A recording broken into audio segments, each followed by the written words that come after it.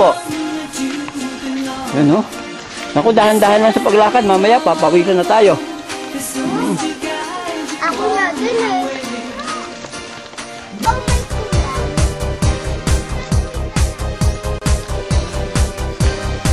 Okay.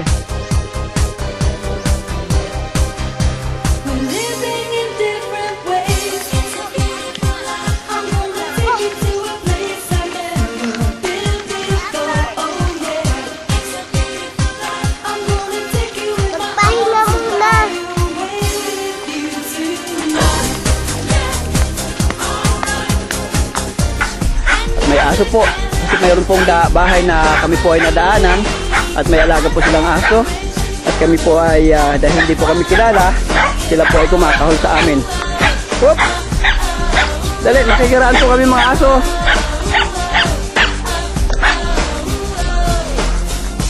Yan po. Nagtatakbuhan po silang pababa.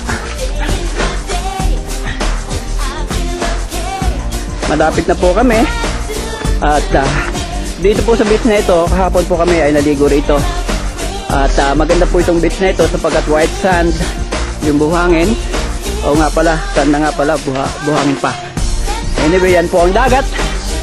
At sandali, pakikita ko po itong islang ito. Ito po yung Island of Marindoque or Marindoque Island. Ayan.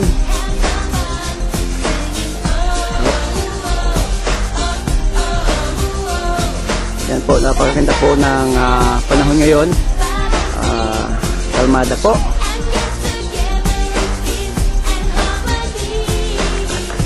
Ayan, malapit na po kami sa bye-bye. At medyo matarik ang aming dinadaanan. Medyo dahan-dahan po kayo sa paglakad. Baka dumausdos po o madapa. Nako, hanggang sa baba po kayo pupulutin rito. Oh Lord. Ayan po, excited po yung mga bata para po muli makapagpaligo po sa lugar po ito ng may shooting bye-bye. Ayun po, napapasigaw po sila sapagkat sobra pong matarik itong aming dinaraanan po. Naku, paano ko na kaya mamaya aakyat po uli kami sa bundok niya ito para po makabalik uli doon sa kabilang sa baryo po ng Masudsod. Pero di bali na po, saka na namin iisipin yung paakyat. Basta ang mahalaga rito ay makapagpaligo muna kami sa dagat at ma-enjoy po naman namin yung pag-swimming. At sa gayon, pag-uwi po namin dyan sa Cavite ay may kwento po naman kami sa inyo kung ano po ang aming mga naranasan. Oops, sandali lamang po sapagkat yung mga kasama po namin ay nandoon na po. Ayun, naglalakad na po sila sa may buhangin. Ayun po, sina Jihu, sina Kenken, si Jaire. Ayun po si Jaire. At meron po isang kasama kami. Ang kasama po ni Jaire ay si Kenken.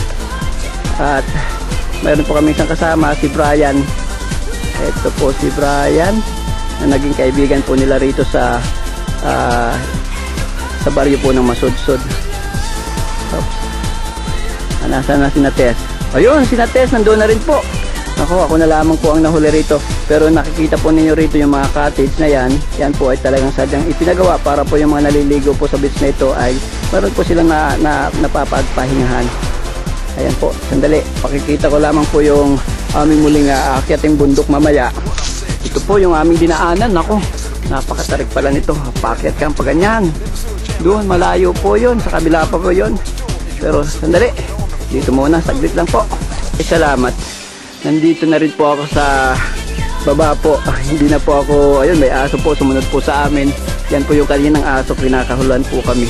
Ito po yung aming dinaanan, no? Matarik po, akit po kami dyan, doon pa sa kabila. Para lang po makabalik ulit kami doon sa aming pinanggalingan pong baryo, sa baryo po ng Masudsod, na kung saan ay doon po ako lumaki. At sa kasalukuyan po doon po naninirahan ng aking tatay, nanay. At sila na lamang pong dalawa sapagkat yung ibang mga kapatid ko po ay nasa ibang lugar na rin po. Si Ana nasa Pinamalayan, Mindoro, at yung isang kapatid ko si Ralph ay nasa Saudi rin po. Ay, dito muna uli. Wow! Talagang nandito na nga ako sa beach na ito. Napakaganda po ng tubig. Nakikita po ninyo ang paligid. At talagang purong white sand po yan. At yan po, hanggang doon po sa kabila. Nandun po sila sa lugar na yon. Tapos sa lugar na yun ay mayroon pong malaking puno ng talisay at malapit doon po ay mayroong water pump. At doon po kami mamaya magbabanlaw. Ayun, nasa lilim po sila. Pero nais ko lamang pong ipakita sa inyo ang paligid ng lugar na ito. At may mga bahay rin po rito. Hindi ko po alam yung mga nakatira. Pero ito po yung sinasabi ko pong cottage kanina. Pwede rin po kami diyang mag-stay. Pero di bali na, enjoy na lang po namin yung lilim ng puno ng talisay. Doon na lang po kami ilalagay yung aming mga daladalahan. Ayun po sila. Doon po. Dali, tatakbo po ako papunta ron. Eto na! Ito po, malapit na ako sa aking pagod. At ayan. Ayan na po kami. Ayan, nandyan na po sila papahinga. Kasi medyo pinagpawisan po. Lalo na po si Yana. Nasaan na ba si Yana? Ay, ayun na pala si Yana, sandali. Hindi po makatiis po si Yana. Gusto na niyang maligo na talaga sa beach. Ayun. Oop. Ayun, Yana. Hello, Gio. Oh, ingat po kayo sa paliligo. Enjoy the water. Oop. Sandali. Yan po yung aking tinakbo. Humihingal po ako. Layo kasi yung bundok na yan. Yun yung po aming dinaanan. Umakyat po kami. Although, mababa pa po. Hindi po gaano mataas na bundok na yan. Pero, nakakahingal na po, nakakapagod, talagang pinagpawisan po kami. Oh, ayan po, yan yung aming inakyat na sinasabi ko sa inyo kanina. May mga tao rin pala rito. Oops. Ayan, sandali. Oh, yan. Minang! Kamusta ka, Minang? Ikaw ba ay masaya? Nag-i-enjoy ka ba? Hello, Josette! Kamusta ka?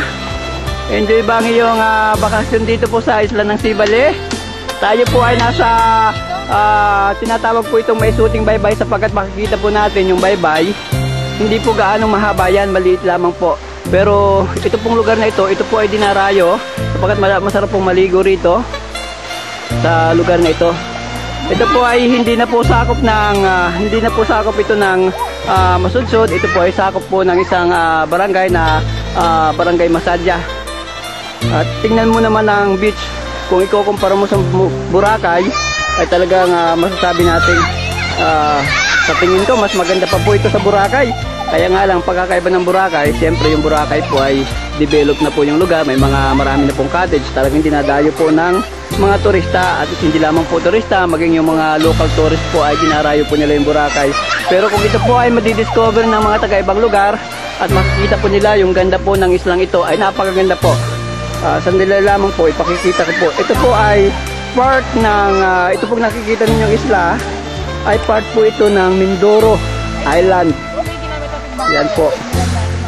At bukas po ay muli kaming babalik dyan sa Mindoro, pabalik ng Manila. Kasi po ang biyahe namin ay via Mindoro from Pinamalayan to Calapan Pier. Then pagkatapos ng Calapan Pier, pagdating po namin sa Calapan Pier, sasakay po kami ng Sofer Ferry. At bilis lamang po ang travel na yon, inaabot lang ng 45 minutes at darating na po kami sa Calapan Pier. Pagkatapos, pagdating po namin sa Calapan Pier ay sasakay po kami uli ng bus papuntang Alabang. Kapag taga Cavite po, siyempre ang destination po namin ay Alabang. At napakaganda po ang biyahe namin.